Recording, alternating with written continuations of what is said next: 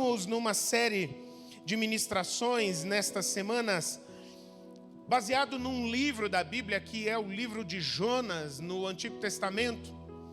E uma das mensagens, das temáticas-chave deste pequeno livro da Bíblia, que só tem 4 capítulos, e nessa série, cada ministração vai ser baseada num desses capítulos. A gente começou a semana passada e hoje nós vamos para o 2º capítulo. Tem algumas palavras-chave e uma delas é propósito. E é por isso que nessa caminhada, nessa pequena jornada que nós estamos fazendo de 4 semanas, baseado nesse livro da Bíblia, onde a gente está destrinchando versículo a versículo, capítulo a capítulo desse livro, dessa experiência que este homem teve com Deus e que este homem teve também com povos estranhos a ele, diferente, gente totalmente diferente dele. Nós estamos percebendo como Deus enxerga a obra dele nas vidas de cada um de nós. O plano de Deus, a vontade de Deus, a obra de Deus para as vidas de todos nós. E Deus tem um plano nas vidas de cada um de nós. Ele tem um plano na sua vida também. Ele tem um plano na minha vida. Ele vê todos nós. Ele nos conhece pelo nome. Ele sabe da nossa história. E Ele tem um plano especial nas vidas de cada um de nós. Ele é Deus. Isso para Ele é fácil. E a gente percebe que Deus não faz isso só para fazer uma apresentação, um show de calouros divino, para mostrar, como eu sou poderoso, vocês estão vendo como eu sou grande, como eu tenho controle, como eu sei de todas as coisas. Não é para isso. Ele tem um propósito. Ele tem um propósito em todas as coisas. Ele tem um propósito na sua vida. Ele tem um propósito na minha vida. E a experiência que foi gerada entre Deus e Jonas é algo que Ele também planeja para a minha vida e para a tua. Esse propósito que Deus tem para a minha vida e para a sua vida, nós precisamos estar preparados para Ele. Ele é muito especial, esse propósito, Ele é muito elevado. E para isso, em primeiro lugar, Ele precisa moldar, esse é o anseio dEle, trabalhar em primeiro lugar nas nossas vidas, para que através das nossas vidas o propósito dEle se cumpra. E foi isso que aconteceu com Jonas. Sendo moldado para cumprir o propósito de Deus. E essa palavra nestes dias, nessas semanas, fica para mim e para você também. Nós estamos num tempo onde nós estamos sendo moldados por Deus. Onde Ele está forjando a minha vida e a sua vida, porque Ele tem um propósito maravilhoso, eterno nas vidas de cada um de nós. E como é maravilhoso, às vezes ser moldado por Deus, Ele vai tocar em algumas áreas delicadas da nossa vida. Às vezes ser moldados por Deus, Ele vai levar a gente a passar por provas, porque Ele quer nos levar a um nível de maturidade, Ele quer nos levar a um outro patamar de fé, a um outro patamar de visão. É assim, todo filho que cresce e amadurece é provado. Mas viver o seu propósito depois mostra que vale totalmente a pena ser moldado por Ele. Amém? Jonas capítulo 2, a palavra vai passar aqui também, e eu quero falar sobre isso nessa noite. A crise por estar fora do propósito de Deus. Amém? A palavra de Deus então diz assim. Acompanhe. Então Jonas, do ventre do peixe, orou ao Senhor seu Deus e disse: na minha angústia clamei ao Senhor e Ele me respondeu. Do ventre do abismo gritei, e tu ouviste a minha voz. Pois me lançaste nas profundezas, no coração dos mares, e a corrente das águas me cercou. Todas as tuas ondas e as tuas vagas passaram sobre mim. Então eu disse: estou excluído da tua presença. Será que tornarei a ver o teu santo templo? As águas me cercaram até a alma, o abismo me rodeou e as algas se enrolaram na minha cabeça. Desci até os fundamentos dos montes, desci até a terra, cujos ferrolhos se fecharam atrás de mim para sempre. Tu, porém, fizeste a minha vida subir da sepultura, ó Senhor, meu Deus, aleluias. Quando dentro de mim desfalecia a minha alma, eu me lembrei do Senhor, e subiu a ti a minha oração do teu santo templo. Os que adoram ídolos ou deuses inexistentes abandonam aquele que lhes é misericordioso. Mas com a voz do agradecimento, eu te oferecerei sacrifício. O que prometi, cumprirei. Ao Senhor pertence a salvação. Eu quero que você diga isso comigo, que você repita essa frase comigo. Ao Senhor pertence a salvação. Aleluias, Ele que salva. E o Senhor falou ao peixe, e este vomitou Jonas na terra. Queridos, o propósito supremo de Deus, o propósito geral de Deus, é que Ele seja conhecido. Deus, apesar de ser Deus e a natureza dele é espiritual, ele não é material como você e eu. Portanto, ele não pode ser tocado porque Deus é espírito, e é exatamente por isso que para ele é possível saber de todas as coisas, estar em todos os lugares, viver para sempre. Ele é o autor da vida, ele é a fonte da vida. Isso para Deus é fácil. Mas ele também é uma pessoa. Deus não é uma coisa. Deus não é uma energia, Deus não é uma manifestação de força no universo. Ele é uma pessoa divina, uma pessoa espiritual, mas uma pessoa. Ele pensa, ele toma decisões, ele age, ele ama. Ele nos criou para se manifestar em nós. E quando Deus fala na sua palavra que o propósito dele é que a gente o conheça, esse conhecer não é um conhecer no sentido de ter informação. Ah, você sabe sobre Deus? Sim, aquele que é grande, aquele que criou todas as coisas. Não, é um conhecimento que uma pessoa muito íntima tem a respeito de outra pessoa. É um conhecimento, por exemplo, que um marido tem sobre a sua esposa. Eu sei se a minha esposa ronca, eu sei que a minha esposa gosta de comer do que ela não gosta. Eu sei o que faz a saúde da minha esposa ficar mais fraca. Eu sei o que faz a minha esposa rir, porque eu a conheço. Eu me relaciono com ela. Eu sei como é o jeito dela, eu sei como é o coração dela, eu a conheço. É esse conhecer de Deus que Ele espera. A palavra de Deus fala isso. Ele nos criou e, portanto, Ele nos conhece perfeitamente. Ele sabe coisas a meu respeito e a teu respeito que nem nós sabemos.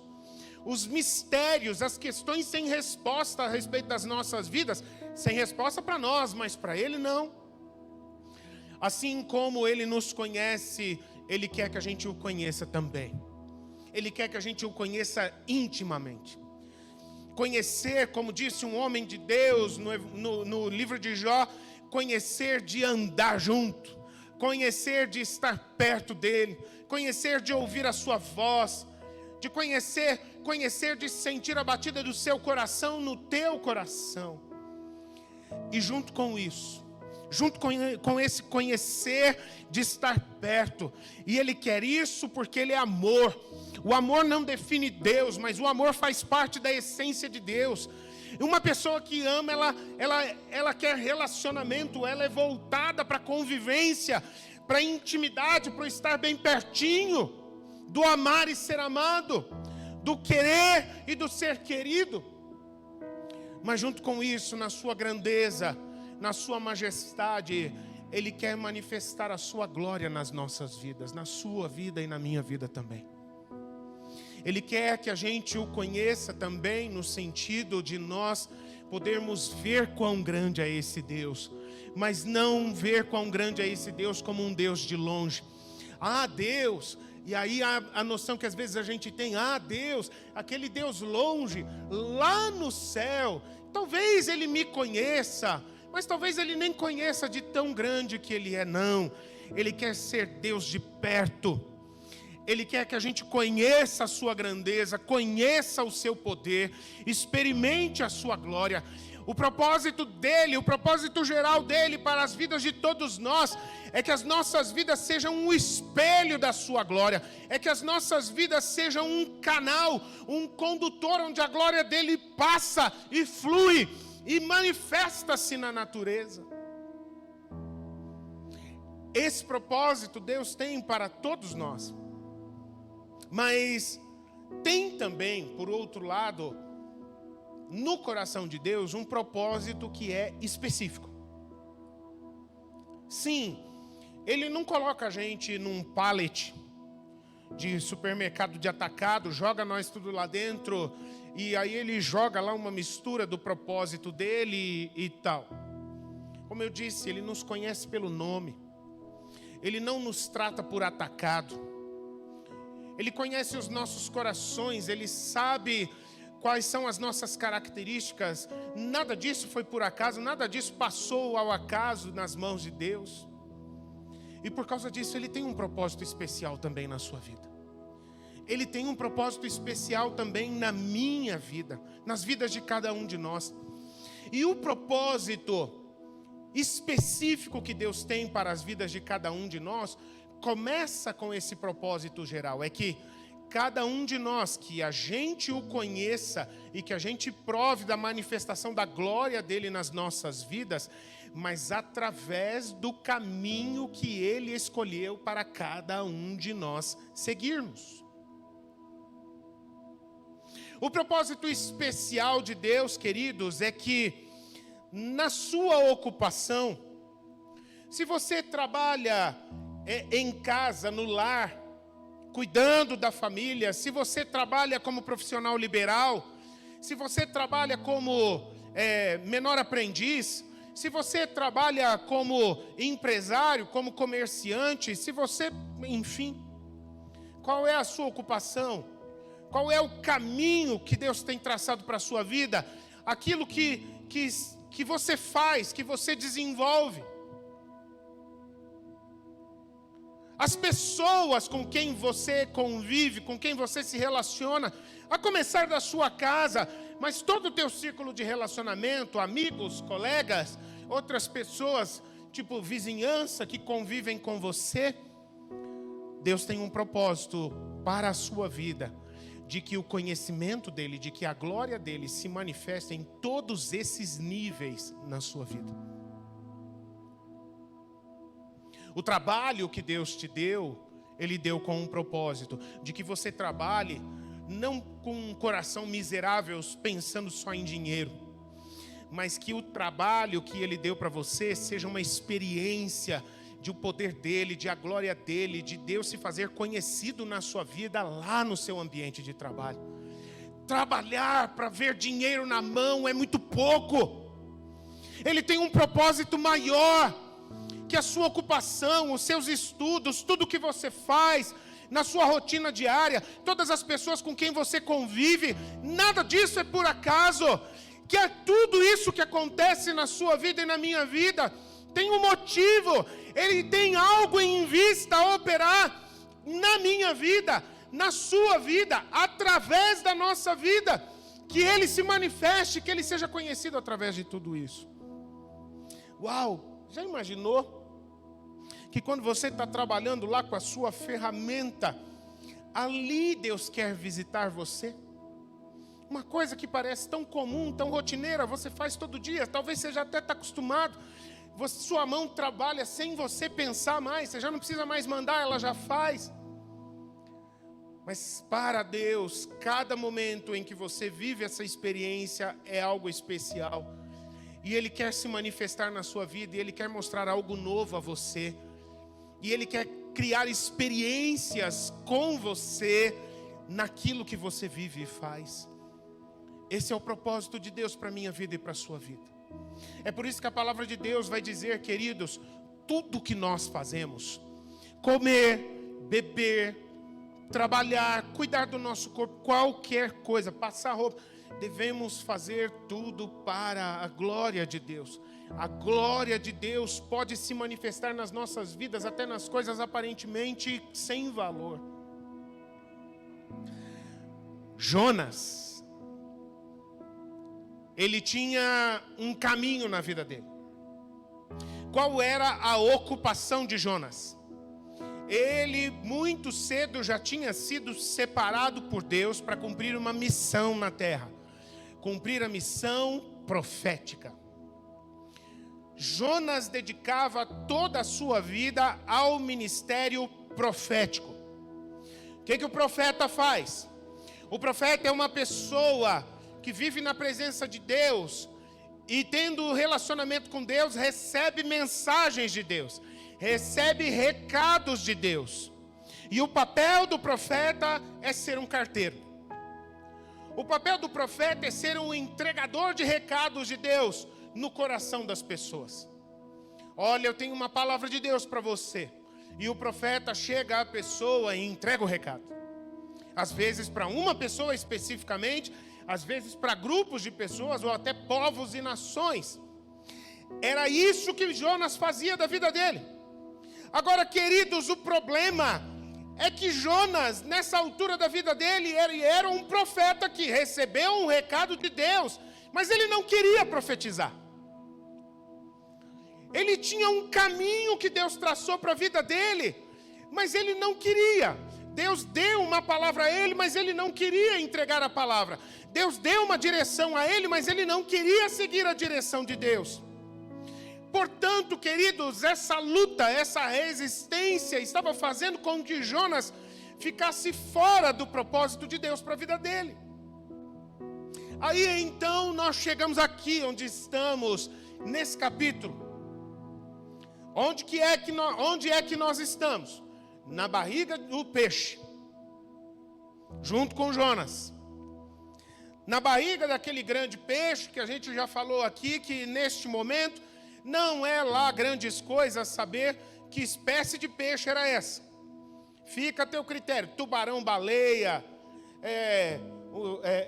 orca, jubarte, tubarão, seja lá qualquer coisa. Isso não é o importante, não vem ao caso neste momento. Mas o fato é que Jonas foi parar naquele lugar. Mas pastor, como pode isso? Querido, nós estamos falando do Deus que pode todas as coisas. Se você está aqui comigo adorando a Deus, aquele que é o grande, que é o todo-poderoso, para Deus, guardar um filho dele na barriga de um peixe é coisa fichinha para ele. É extraordinário, é louco pensar isso. Já ouvi falar de alguns casos onde algo semelhante aconteceu, narrado, realmente comprovado. É extraordinário, coisas de Deus. Ele cumpre o propósito dele nas nossas vidas, nas coisas comuns do dia a dia. Mas segundo o propósito dele nas nossas vidas, de vez em quando ele começa a agir nas nossas vidas fora da curva. Fazendo algo que sai da linha do natural. O natural, o sobrenatural, o extraordinário, tudo está nas mãos dele. O fato é que nós estamos aqui com Jonas nessa altura, na barriga do peixe. E lá dentro, aquilo que nós já vimos na semana passada, Jonas foi parar lá porque ele estava tentando fugir de Deus, ele estava lutando contra Deus. Deus falou para ele, olha, eu estou vendo o povo da cidade má de Nínive. Vá àquela cidade, Jonas. Não quero.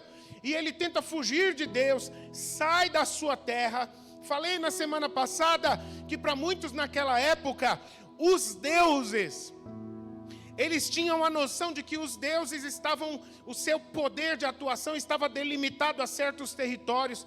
E Jonas então desceu para o litoral, pegou um barco, queria atravessar o mar Mediterrâneo para chegar lá do outro lado da Espanha, bem longe no sentido oposto.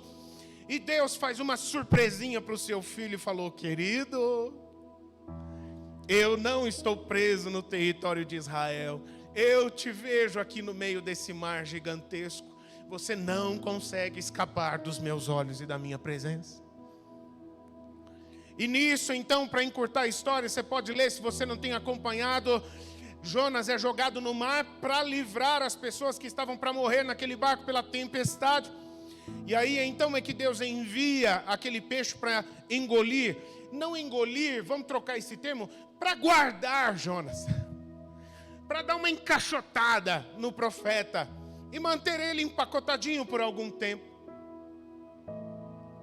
Lá dentro, na barriga do peixe, esse capítulo ele começa dizendo que Jonas, ele, de uma hora para outra, ele percebe assim, se mexe, toca no peito, nos braços. Opa, não morri. Você já teve essa sensação?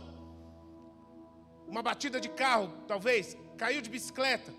Alguma coisa aconteceu que você pensou, já era. Aí passa uma fração de segundos depois, fica, opa, ufa, não morri. Estou aqui. Tem história ainda para acontecer. Foi o que aconteceu com Jonas. Ele percebeu que depois de tudo aquilo, cair no mar na tempestade, ser engolido por um grande peixe, ele, opa, peraí, achei que eu já era, que eu já tinha fechado o paletó de madeira, mas eu estou aqui ainda, estou vivo. E ali, queridos, aquele momento, Jonas é impulsionado a uma reflexão. Por que, ora bolas, Jonas foi parar ali na barriga daquele peixe? É a reflexão que se levanta naquele momento. E se a gente pergunta para Jonas, Jonas ia falar, claro, sabe por que eu estou aqui na barriga desse peixe? Por causa de Deus.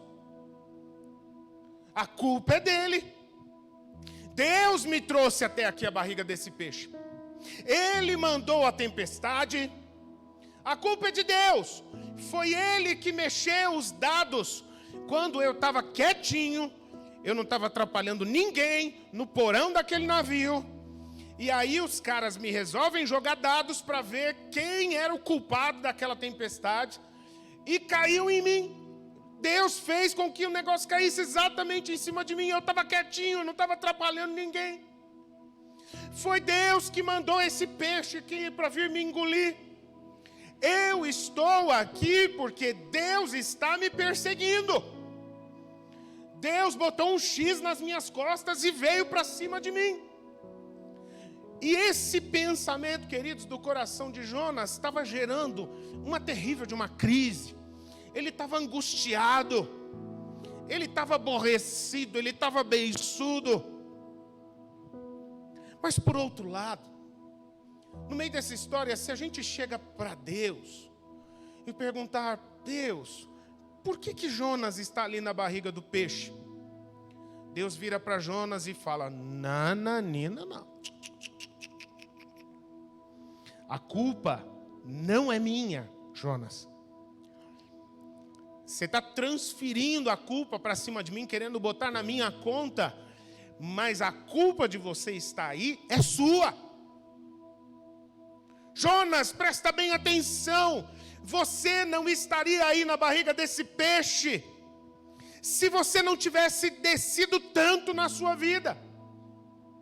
Você não estaria aí na barriga desse peixe. Não fui eu que mandei você descer para o litoral, para a cidade de Jope. Não fui eu que mandei você comprar passagem de navio para fazer turismo no mar Mediterrâneo. Não fui eu que mandei você atravessar para o outro lado do mundo, na outra ponta da Europa. Não fui eu que fiz nada disso. Você foi parar na barriga do peixe por consequência do que você estava fazendo com a sua vida. O peixe foi só uma consequência.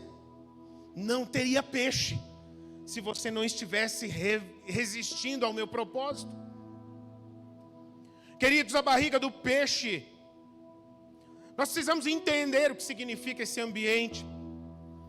Esse lugar onde Jonas está durante esses momentos aqui. A barriga do peixe é o mesmo que estar no fundo do mar. Estar no fundo do mar é a mesma coisa que estar enterrado numa sepultura. Porque ele estava abaixo do nível do mar. Ele estava abaixo das sepulturas mais profundas que havia na terra. Para Jonas, aquele lugar onde ele estava Era como se ele tivesse morto e enterrado.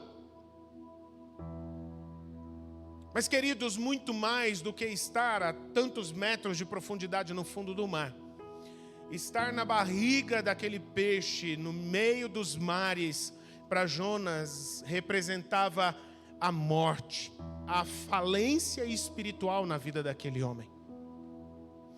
A palavra de Deus fala muito sobre isso, né? Já desde os primeiros capítulos da Bíblia, quando conta, por exemplo, a história de Adão e Eva, Deus cria aquele ambiente maravilhoso, o jardim do Éden, cria o homem, cria a mulher, coloca eles lá e fala, isso daqui eu criei para vocês desfrutarem, e eu vou estar visitando vocês sempre.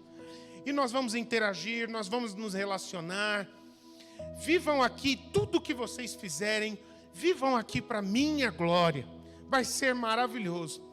Mas eu quero colocar diante de vocês um teste de fidelidade, um teste de lealdade. No meio do jardim existe uma árvore. Eu coloquei uma árvore e o fruto dela produz o conhecimento do bem e do mal. Hoje vocês são puros de coração. Vocês são ingênuos. Vocês não têm conhecimento do mal. Mas aquela árvore, ela torna vocês, os olhos de vocês, tanto conhecedores das coisas boas, quanto conhecedores também das coisas más. Então eu digo a vocês, é o meu conselho a vocês, eu não vou botar cerca elétrica na árvore. Eu não vou botar ferrolhos na árvore. Eu só digo a vocês, não comam do fruto dessa árvore, porque o dia em que vocês comerem, vocês certamente morrerão. O fato é que Adão e Eva quiseram matar a curiosidade e eles achavam que não seria nada ruim. Afinal de contas, eles teriam um nível de conhecimento tão profundo quanto Deus, com conhecimento tanto sobre o bem quanto sobre o mal. E eles achavam que era um pouco de egoísmo de Deus, que Deus estava querendo trazer só para ele esse nível de conhecimento, então eles quiseram ser como Deus. Comeram, e aí os olhos deles se abriram, mas da mesma forma que os olhos deles se abriram, o coração deles também se corrompeu. Conhecer o bem e o mal não é uma coisa que deixa a gente inerte. Conhecer o bem e o mal, principalmente o mal, corrompe a gente. Mas Adão e Eva caíram duros, mortinhos? Não. Fisicamente, literalmente não. Mas eles morreram então? Morreram. Eles morreram. Eles morreram a partir do momento em que eles se desconectaram da fonte da vida, do autor da vida, para querer viver uma experiência de conhecer o bem e o mal. Os dois lados da moeda. Aquilo fez com que eles se afastassem de Deus. O coração deles se tornou corrompido, se tornou impuro. E esse coração corrompido e impuro quebrou o relacionamento deles com Deus. Quebrar o relacionamento, estar de relacionamento quebrado com o autor da vida é morte. Mas eu estou vivo, mas no coração está morto, porque a fonte da vida, o autor da vida, o Pai que te criou, Ele está longe de você. É questão de tempo, essa falência tomar conta de todo o seu ser. Foi isso que aconteceu com Jonas. Ele estava vivo ainda. Estou aqui no peixe, mas eu estou vivo ainda. Mas espiritualmente ele já estava morto. Porque ele estava vivendo de costas viradas para Deus. Ele estava vivendo com um relacionamento quebrado com Deus. Ele estava vivendo aquele momento com uma terrível sensação, gente. Que muitos de nós já passamos por isso, temos passado por isso, que é a sensação de que Deus está longe da gente. Você já teve essa sensação? Você não precisa me falar, só pensar. Aquela sensação de que Deus abandonou, de que Deus se esqueceu de você, aquela sensação de que Deus está muito longe, talvez Ele nem se importe mais comigo. Era essa sensação que tomava conta do coração de Jonas. Para ele, Deus o tinha abandonado. Mas o que ele ainda não entendia, queridos, era que na verdade Deus não tinha abandonado. Deus não estava sendo cruel com ele. Muito pelo contrário, Deus estava cuidando dele. O que Jonas não conseguia ver é que nessa situação tão tenebrosa, tão estranha que ele estava passando, Deus estava sendo bom com ele. Mas o coração dele estava muito amargurado para ver. Porque, queridos, a barriga do peixe, ele facilmente poderia estar morto lá, mas Deus não deixou. No meio daquela tempestade de tudo aquilo, ele já podia ter virado estatística, mas não virou. Deus o estava protegendo. A barriga do peixe naquele momento não era um lugar de morte como Jonas pensava, estava sendo um lugar de segurança, estava sendo um lugar de preservação. Era escuro, era desconfortável, mas também era a forma como Deus estava usando para parar Jonas. Jonas, não siga em frente, você está destruindo com a sua vida. Você está quebrando o meu propósito. A barriga do peixe, Deus estava sendo bom, porque foi a forma como Deus estava usando para virar para Jonas e falar: Jonas, sossega, cara. Sossega esse coração, homem. Por que você está fazendo a sua vida ficar uma novela tão agitada? E evitar que ele continuasse se perdendo ainda mais, queridos. Isso daqui é uma coisa que de vez em quando a gente passa por situações assim. A gente muitas vezes, como filhos, a gente se comporta como filho, criança. E algumas vezes, com a permissão de Deus, algumas provas se levantam nas nossas vidas. E como toda criança não gosta de sentir fome. Criança não gosta de ficar sentindo frio. Criança não gosta de situações desconfortáveis. Então o que a criança faz é chorar. Ela vai chorar. E, queridos, quantas vezes a gente faz a mesma coisa com Deus? Ele está permitindo muitas vezes a gente passar por situações de provas. E como diz a palavra de Deus, às vezes provas que são como provas de fogo. E nas provas de fogo, aquilo que é lixo nas nossas vidas, aquilo que não tem valor, aquilo que é passageiro, tudo isso é quebrado, tudo isso é desfeito. E a única coisa que fica quando a gente passa das provas é aquilo que dura para sempre. Mas é ruim, é difícil passar pelas provas. E aí muitas vezes o que dá vontade na gente é de apertar o botão vermelho. Desisto, Deus. Não quero ser moldado, não quero ser trabalhado, não quero seguir o caminho do amadurecimento. Eu quero pular do barco, Jesus. Eu não quero ser trabalhado porque eu não quero sentir dor. Mas, queridos, a palavra de Deus diz que todo filho que amadurece é o filho que é provado. Um filho que cresce 15, 16, 18, 22, 25, 30 anos e nunca é colocado nas mãos dele: olha, vai você agora, pega um ônibus, pega um Uber, vai você e volte do lugar onde você precisa ir, do seu trabalho, esse tipo de coisa. Ele nunca vai amadurecer. Um filho que cresce, uma filha que vira uma marmanjona do tamanho ou maior do que os pais. E aí quando arruma uma confusão, um problema na escola, ao invés de ele se virar, ser ensinado para ele resolver os seus problemas na escola, ele chega em casa, daquele tamanho: pai, mãe, brigaram comigo na escola. Aí vai lá o pai e a mãe na escola: por que brigaram com meu filho? Eu quero que alguma coisa aconteça, uma disciplina exemplar aconteça, porque estão mexendo com o meu bebê. Um marmanjo maior do que o pai e a mãe. Vai crescer nunca esse filho. Aprende a conversar. Aprende a resolver o assunto. Tem que esclarecer, esclarece. É difícil, mas é nisso que virá o teu crescimento. É difícil, mas é nisso que você irá mais longe. É difícil, mas é através dessas situações que o teu caráter, que a tua visão vão ser forjados para você viver experiências que hoje você não está preparado para viver. Não tem como, queridos.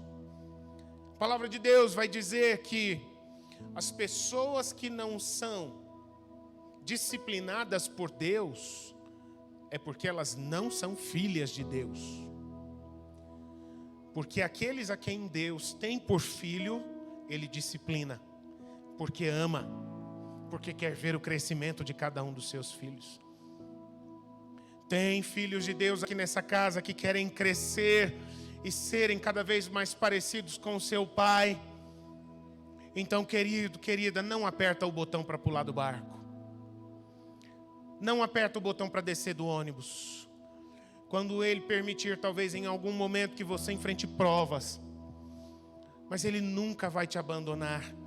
O próprio Deus promete: ainda que pai e mãe te abandonem, eu jamais te abandonarei.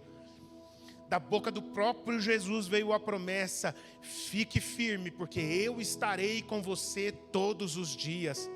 Seja forte, seja corajoso, não se espante, não se atemorize, porque eu, Senhor seu Deus, estarei com você por onde você andar. Isso é promessa.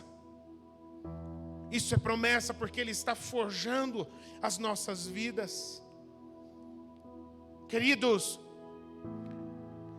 estando parado ali naquele ambiente sem muitas possibilidades, para Jonas não restava fazer muita coisa. O jeito é esperar. O que vai acontecer comigo nessa bolha que é essa barriga desse peixe aqui? O que Deus vai querer fazer com a minha vida? As possibilidades dele eram muito poucas. E portanto, ele com o coração angustiado, em crise como estava, não restava outra coisa a não ser orar. E o restante desse capítulo aqui é simplesmente a expressão do abrir de coração de Jonas. Como todas as orações em crise, queridos, o Jonas ele não fugiu à regra. E no fundo da sua crise, ele começa orando a Deus como vítima. Oh, mas eu sou um pobre coitado. Mas eu só sofro na minha vida. Tem gente que foi escolhida para ser feliz. Eu fui escolhido para levar lambada. Jonas, ele começa a sua oração desabafando.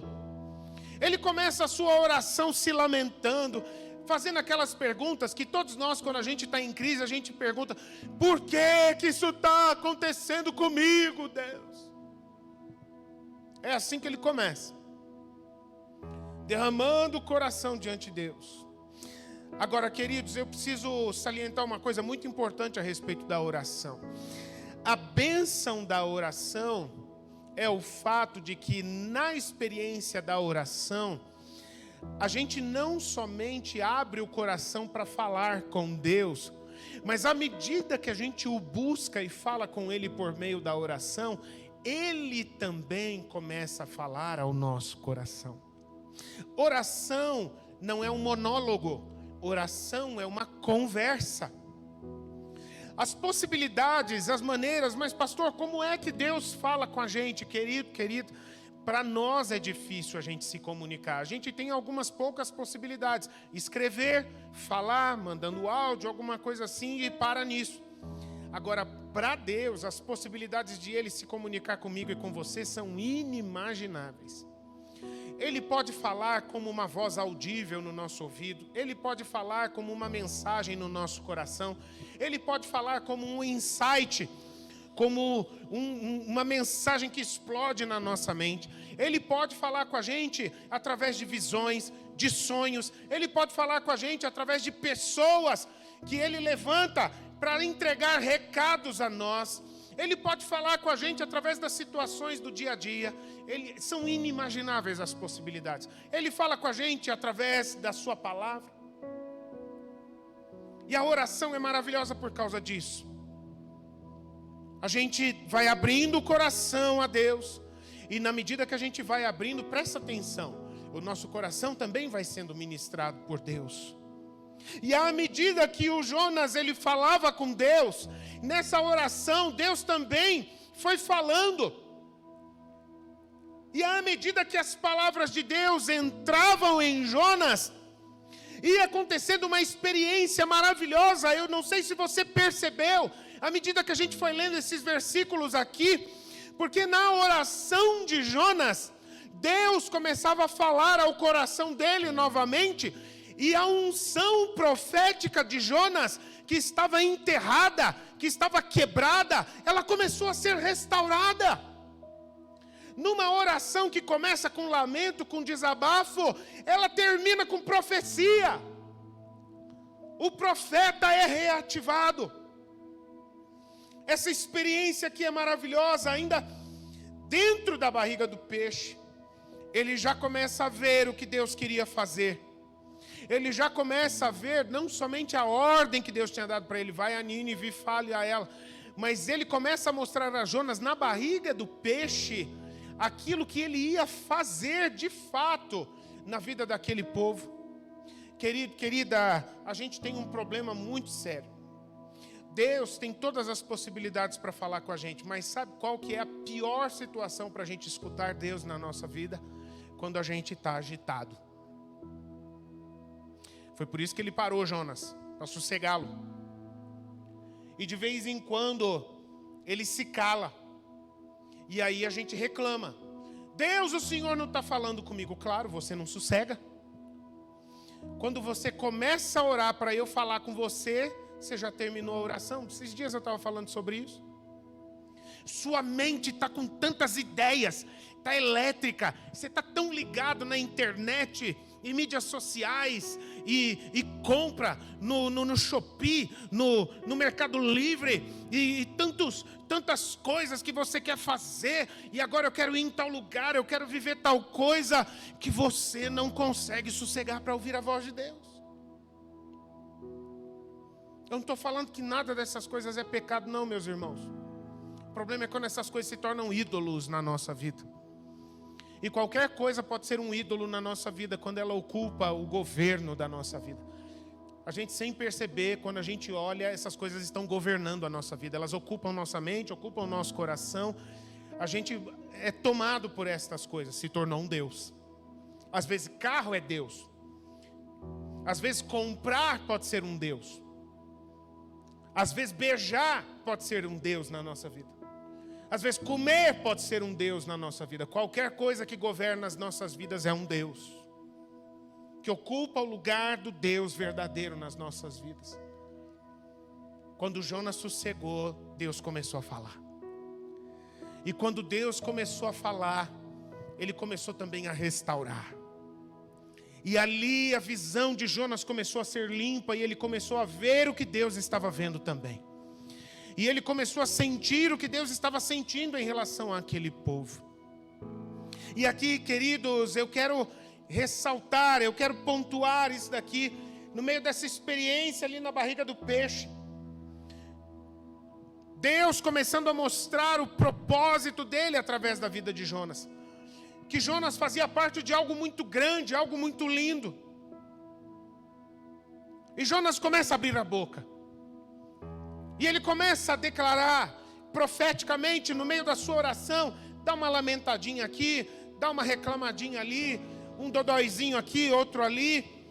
Mas no momento o Espírito Santo toma a boca dele e ele declara: eu creio que eu tornarei a ter a oportunidade de ver o teu santo templo. Deus começa a mostrar para ele: olha, esse deserto não, né? Ele estava no meio da água, né? Essa bolha, essa banheira, essa imersão que você está aqui, isso daqui não vai ser o fim da sua vida. Isso daqui está sendo uma fase de tratamento que eu estou fazendo na sua vida, operando na sua vida. Mas tem um outro capítulo depois disso daqui. Na verdade, Jonas estava percebendo que ele nunca tinha sido excluído da presença de Deus como ele estava sentindo. Deus estava lá o tempo todo. Deus estava ali do lado dele para dar a ele uma nova chance. Queridos, a gente precisa prestar atenção nisso. Você está vivo. Você está aqui. Deus está falando com você nessa noite. Essa é a oportunidade do momento. Não perde ela. Seja atraído pelo chamado de Deus ao seu coração. Ele continua derramando: Senhor, tu fizeste subir a minha alma da cova, confirmando a ele esse ambiente de morte espiritual, de afastamento, de distância da tua presença que eu estou vivendo aqui. Isso daqui está sendo uma fase que está gerando dentro de mim uma nova vida, um novo homem. A restauração da vida espiritual de Jonas estava acontecendo naquele momento. Ele continua dizendo: eu me lembrei de Deus e a minha oração chegou até ele. Ou seja, agora, aqui na barriga desse peixe, as coisas estão fazendo sentido. Agora eu estou entendendo que Deus nunca desistiu de mim. Se teve alguém que desistiu aqui, fui eu que desisti de Deus. E querido, eu digo a mesma coisa para você. Deus nunca desistiu de você. Deus nunca se afastou de você. Se em algum momento você se sentiu longe de Deus, não tenha dúvidas, foi você que se afastou dele por alguma razão. E a unção profética continua a ser liberada. E ele continua a dizer: as pessoas que se apegam a ídolos ou deuses que não existem, elas se afastam da misericórdia de Deus. Isso daqui é uma chave espiritual. Gente, ou nós buscamos o favor de ídolos, ou nós estamos debaixo do guarda-chuva da misericórdia de Deus. As duas coisas não dá para ter.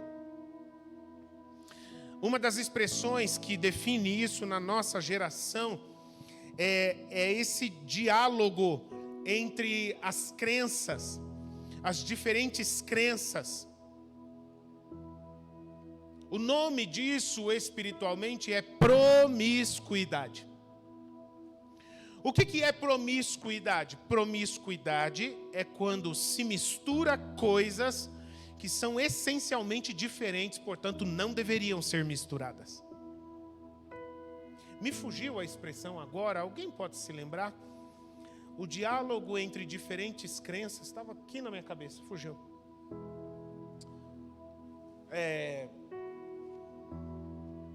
Fugiu agora, não tem problema.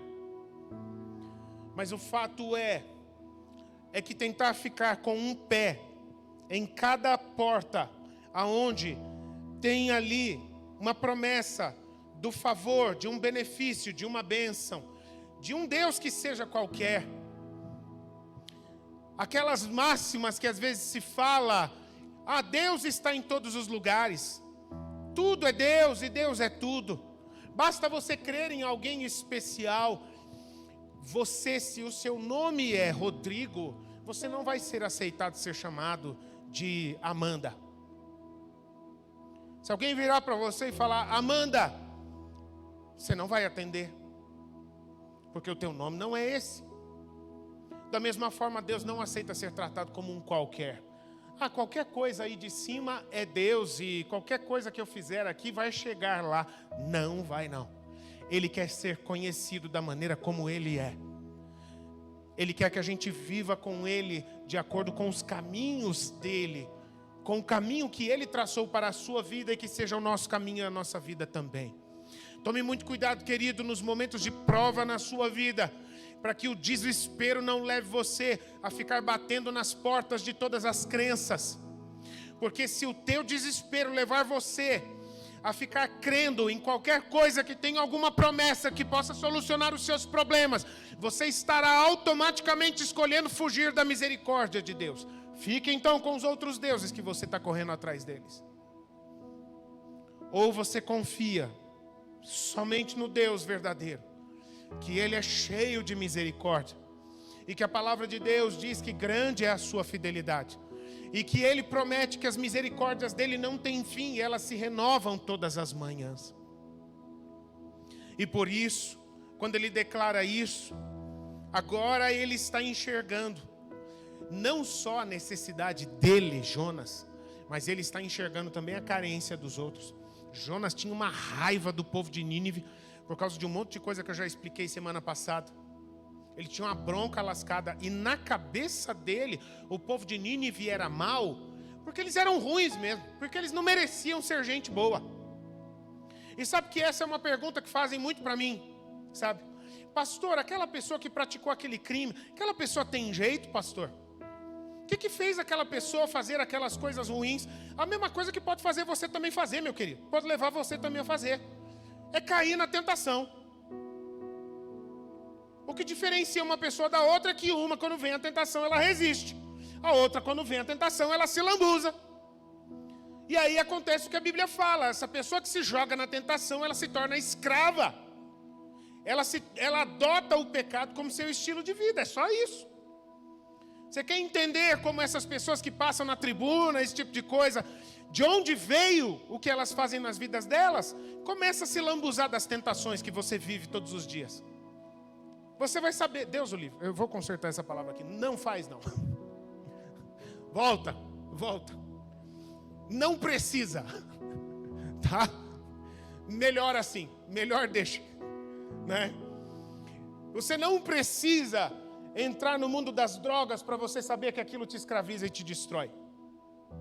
Você não precisa entrar na prostituição para você saber que aquilo vai desfigurar a tua identidade e vai fazer você deixar de ser um ser humano e você se tornar uma coisa, um objeto. Você não precisa. Basta você ouvir a voz do Deus de misericórdia falando ao seu coração e você já saberá o que vale a pena e o que não vale a pena. Agora ele estava entendendo. Sabe por que o povo de Nínive era ruim? Sabe por que eles eram maus? Porque eles não tiveram a oportunidade de conhecer o Deus de misericórdia.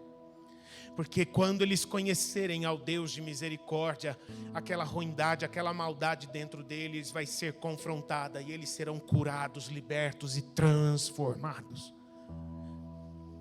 Meu querido, minha querida, eu quero falar a mesma coisa sobre você. Talvez, ontem eu estava ministrando uma palavra nesse sentido sobre os jovens, aqui nas vidas dos jovens, sobre se sentir condenado. Talvez você é uma pessoa que vive atormentada, perseguida pelos fantasmas do seu passado. Talvez você é uma pessoa que cometeu a loucura de começar uma nova vida e jogar uma pá de terra em cima do teu passado e seguir em frente como se nada tivesse acontecido, passando um zíper para contar o que você já fez, o que você já foi. Queridos, os fantasmas do passado, eles não somem da nossa vida só porque a gente joga uma pá de terra em cima deles. Eles continuam vivos e eles continuam nos assustando e perseguindo, a não ser que a gente seja tocado pelo Deus de misericórdia. E Ele venha limpar o nosso coração de verdade e a gente passar a não se sentir mais condenados. Era disso que o povo de Nínive precisava. Eles estavam confiando em tudo que não prestava. Mas se eles confiassem no Deus verdadeiro, Deus de misericórdia, eles seriam transformados, porque Deus nunca desistiu deles, assim como não tinha desistido de Jonas também.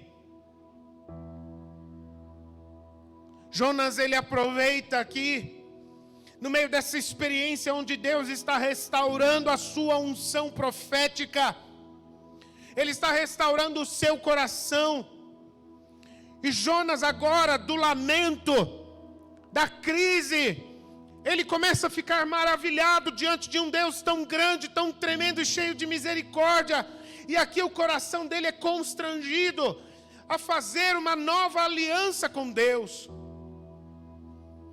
E aí ele declara, então, movido pelo Espírito Santo: contigo eu farei votos, que a minha boca seja voltada apenas para cânticos de gratidão a Ti, que na minha vida eu quero oferecer sacrifícios de adoração a Ti, sacrifícios de gratidão públicos na cidade de Jerusalém. Eu ainda quero subir até a cidade de Jerusalém, para que publicamente diante do meu povo, dos meus irmãos, eu possa agradecer, porque Deus não desistiu de mim.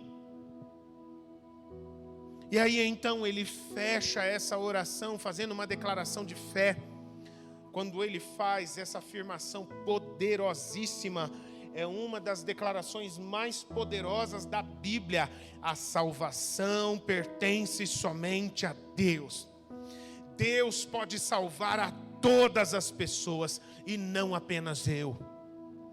É um problema que às vezes a gente tem, de achar que só nós somos gente boa e que Deus só vai querer salvar gente legal como eu e como você.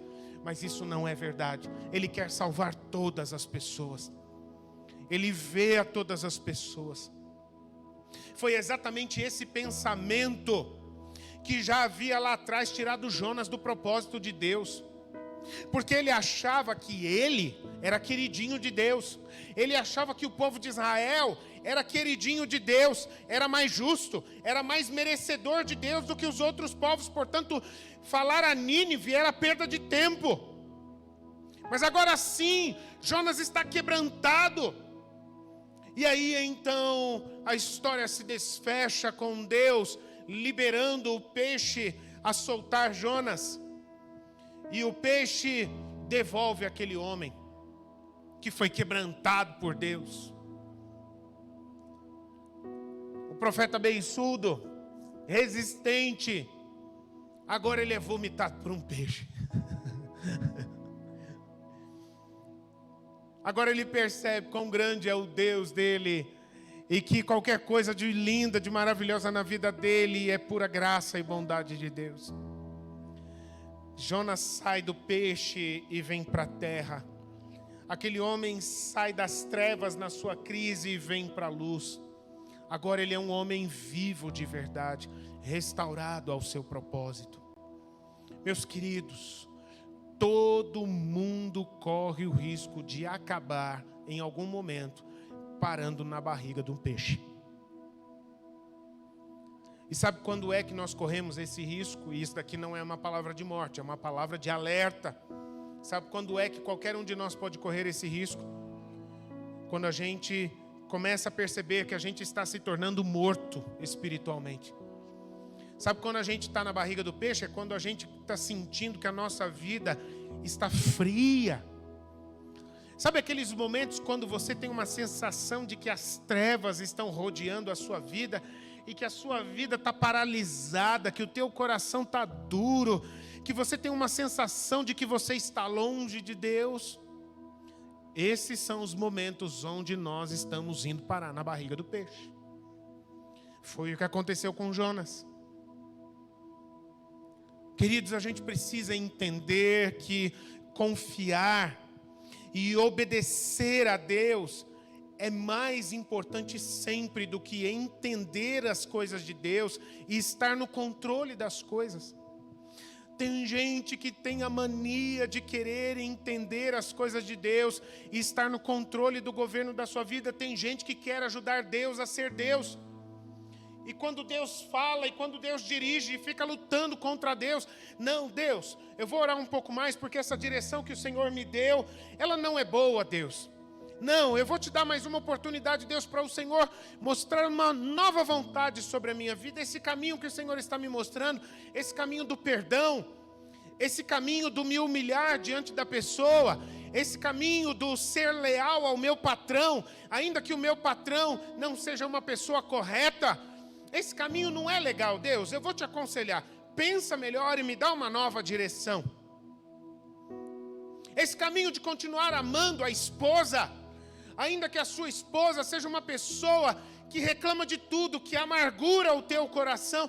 Deus, dá uma nova direção aí. Talvez seja melhor o Senhor me dizer que a melhor coisa é eu chutar essa pessoa para fora da minha vida, é eu me rebelar, é eu puxar o tapete dela. Eu estou te dando a oportunidade de repensar, querido, não faça isso.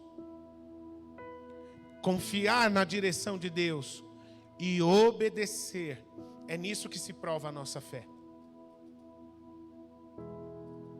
Olha só, quantos aqui creem em Deus? Pode dar um sinalzinho aí? Glória a Deus, a maioria, a grande maioria. Só que eu preciso falar uma coisa para você. Você levantar a sua mão para mim e dizer que crer em Deus, assim como eu também levantei, não muda nada. A verdadeira fé, ela é comprovada na confiança e na obediência. Você crê? Então obedeça. Você crê? Então segue a direção de Deus para a tua vida. Ainda que pareça estranho, ainda que não faça sentido a princípio, se você obedecer, lá na frente tudo fará sentido. Mas Deus não fica de papo furado com pessoas que ficam batendo boca com Ele, que não querem obedecer os seus caminhos. A revelação de Deus na nossa vida, ela não é instantânea, que nem Nescau. Ela é progressiva. À medida que a gente confia, à medida que a gente obedece, Ele vai revelando a vontade dEle para as nossas vidas. Já falei isso aqui para vocês. Deus, quando Ele mostra o caminho que a gente tem que seguir, gente, Ele não vira para você e para mim e fala: olha, eu preciso que você saia do ponto A e eu vou te levar, essa é minha promessa, meu propósito sobre a sua vida.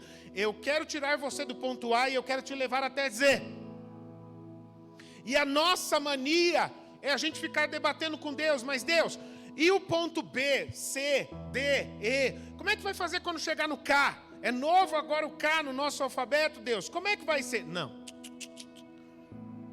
Eu vou te levar do ponto A até o ponto Z. Sabe o que eu quero de você agora? Mova-se. Saia de A e vai para B. Quando você chegar em B, a gente volta a conversar.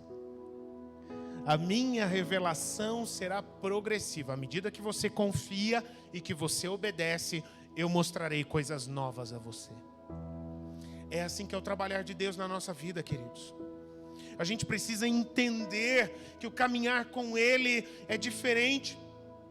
Talvez você está percebendo que a sua vida está em muito movimento, mas você perdeu o propósito. A sua vida está agitada, você está com tanta coisa, todos os dias você chega no final cansado, você não vê a hora de sentar no sofá ou deitar na sua cama e esticar as pernas. Eu estou enfadado, eu estou cansado. Mas ao mesmo tempo que você está cansado de ter feito tantas coisas, o teu coração está pesado, está meio chateado, porque você não sabe se a tua vida tem sido feito a diferença. Você não sabe de verdade, você não tem certeza se o tanto que você tem se movimentado está te levando a algum lugar. Como que a gente vai saber? Está cansado, em muito movimento, mas sentindo que a vida está paralisada, longe de Deus, fria. Será que a gente não consegue relacionar uma coisa com a outra, meus queridos? Será que a gente não está conseguindo perceber que essas coisas estão ligadas? Que o motivo para chegar a esse ponto nas nossas vidas de frieza, de paralisia, de afastamento de Deus, que ao invés de a gente dedicar a nossa vida, tudo que a gente faz, consagrar o nosso trabalho, consagrar a conta no banco, consagrar o celular, consagrar os estudos, consagrar a nossa agenda a Deus, para que tudo isso seja meio para a gente conhecer, manifestar a glória dEle, para nos levar a conhecer mais dEle. O que a gente acaba fazendo muitas vezes é a gente dedicar a nossa vida apenas para nós mesmos. A gente fica muito ocupado de nós mesmos. A gente fica cheio de si próprios muitas vezes. Querido, querida, se você está cheio de você mesmo, não tem outro lugar onde possa parar a não ser uma profunda crise. A gente segue vivendo, mas a gente perde de vista da presença de Deus. A gente perde de vista o próximo. Que se lixe o próximo. Cada um com seus problemas. Cada um corra atrás do seu. Querido, querida, você não consegue perceber que quando a gente tira Deus de vista na nossa vida, quando a gente tira o próximo de vista na nossa vida, é como 1 mais 1 são 2. Que a gente, questão de tempo, vai estar mergulhado numa paralisia, numa frieza, numa crise, porque a gente estará vivendo em muitas coisas, em muito movimento, mas a gente não está cumprindo propósito nenhum.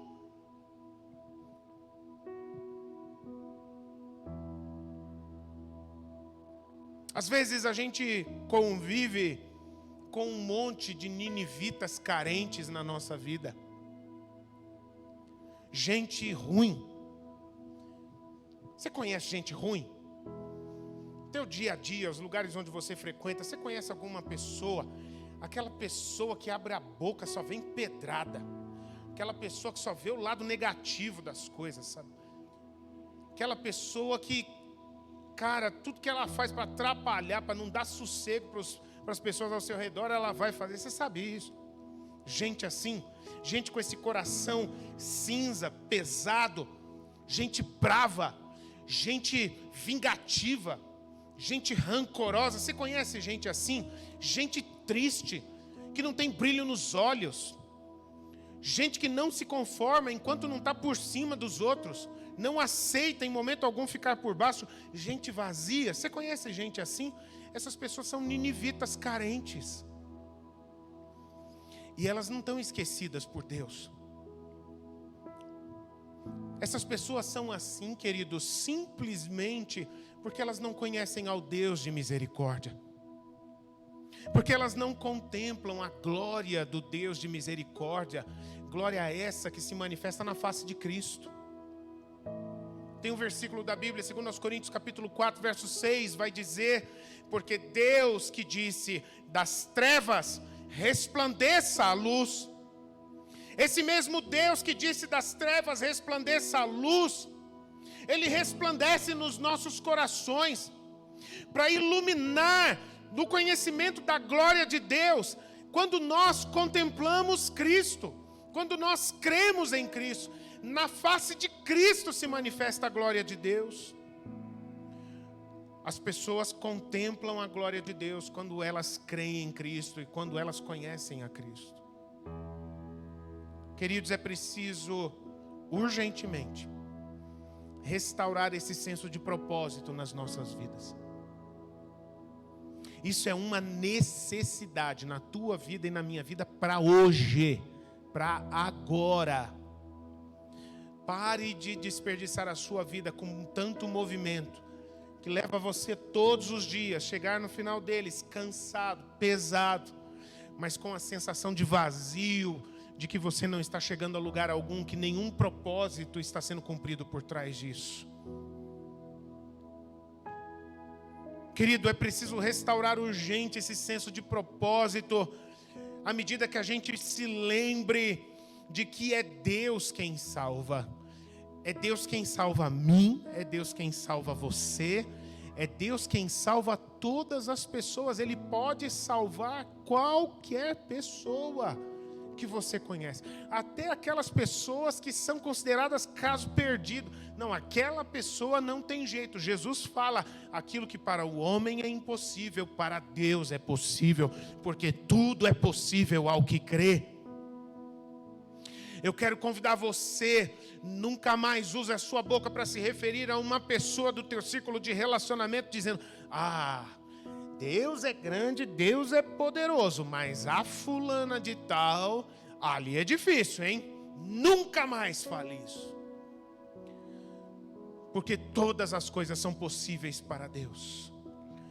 Todos nós somos carentes. E a misericórdia de Deus, ela não está disponível só a você, porque você veio no culto hoje. É maravilhoso que você veio adorar a Jesus hoje, mas não é isso que faz com que você seja contemplado pela misericórdia de Deus e os outros não. Todos nós estamos sendo contemplados pela misericórdia de Deus. Ela está disponível a todos que quiserem perdão dos seus pecados, uma nova história, a restauração de suas vidas. Queridos, a gente precisa restaurar urgentemente o propósito de Deus nas nossas vidas, se lembrando que tudo que nós fazemos é uma missão. Eu quero dizer para você, meu irmão, você que é estudante, minha irmã, você não estuda apenas para ficar lindo na foto, na formatura, e poder mostrar para todo mundo que você tem um canudo, um diploma. Enquanto você atravessa a sua carreira de estudante, você também é um missionário do Senhor. Você está em missão à medida que você está estudando.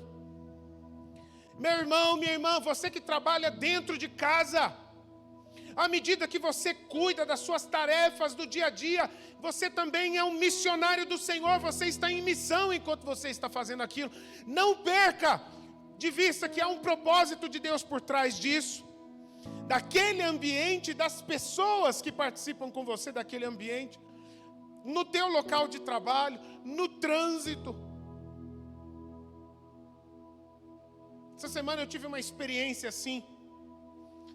Quando eu estava indo para casa e eu estava de bicicleta, e eu estava virando num cruzamento que tinha um semáforo, E eu esperei o semáforo abrir junto com os outros veículos. E como eu estava de bicicleta, eu já tentei ser mais espertinho, já saí na frente. E tinha uma moto que saiu na minha frente, tinha um motoqueiro que estava bem atrás de mim lá e tal. E nisso que abriu o semáforo, eu tentei ser ágil, já estava atravessando ali para não atrapalhar ninguém, já com a minha bicicletinha ir lá para o cantinho e tal, e seguir em frente. Esse motoqueiro que veio atrás de mim, ele grudou a moto atrás da minha bicicleta e acelerou. Sabe como é que os motoqueiros fazem hoje em dia? Aquilo que traz um alívio, uma paz na alma, né? Quando eles pegam o cabo do acelerador da moto e falam...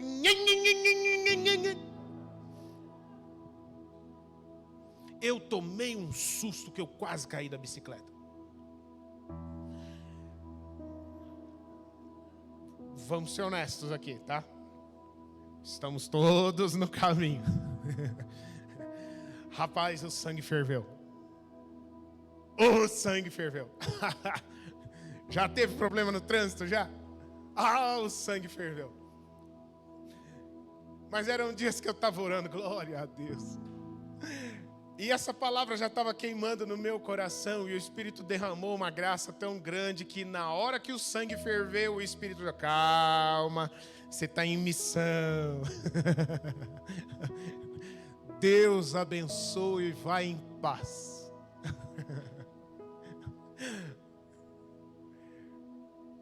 Eu não podia estar fora do propósito só porque eu estava na rua. Eu não podia perder de vista que talvez era de propósito. Que talvez você e eu estamos frequentando certos lugares e que talvez, querido, se você conhece a Jesus Cristo, se você quer viver o propósito de Cristo, você em muitos momentos será um anjo de Deus nas vidas de pessoas. Haverão pessoas que serão curadas, pessoas que serão aliviadas, que o dia delas será transformado, porque Deus colocou você no caminho delas.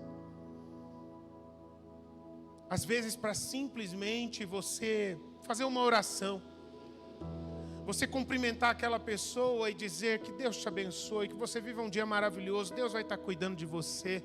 E o coração perturbado daquela pessoa vai ser acarinhado por aquilo. E a fé dela vai ser restaurada, fortalecida. Em todos os momentos nós estamos em missão, queridos, nas nossas vidas.